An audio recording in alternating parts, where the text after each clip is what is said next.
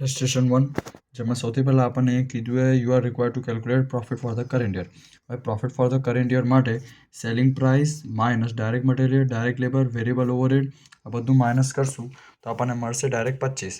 પછી છે કે પીવી રેશિયો આપણને કીધું એટલે પીવીઆર રેશિયો. પીવીઆર રેશિયોનું ફોર્મ્યુલા કે કોન્ટ્રીબ્યુશન ડિવાઇડ બાય સેલ એટલે સી અપોન એસ ઇન્ટુ 100.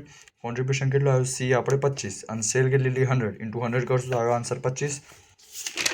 પછી કીધું હોય પછી આમાં જ આપણે આગળ શોધવાનું કે આનું જે યુનિટ છે જે 12,500 તો 12,500 ગુણ્યા કોન્ટ્રીબ્યુશન 25 એટલે 3,12,500 જેમાંથી ફિક્સ કોસ્ટ 2 લાખ એ જે માઇનસ કરવાની એ મળશે 1,12,500.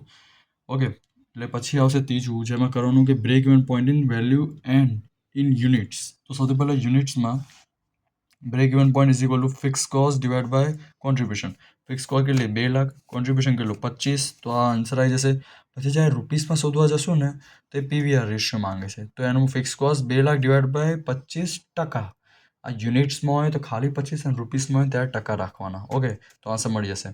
પછી ફરી બીજામાં જેમાં કીધું છે કે margin of safety in value in units એટલે બંને આમાં પણ તો એ માર્જિન ઓફ યુનિટ્સમાં પ્રોફિટ અપોન સી હોય તો પ્રોફિટ આપણે કેટલું હતું 1,12,500 તો 1,12,500 ડિવાઇડ બાય 25 એટલે આવશે 4,500 અને 1,12,500 ડિવાઇડ બાય 25% એટલે મળશે 4,50,000.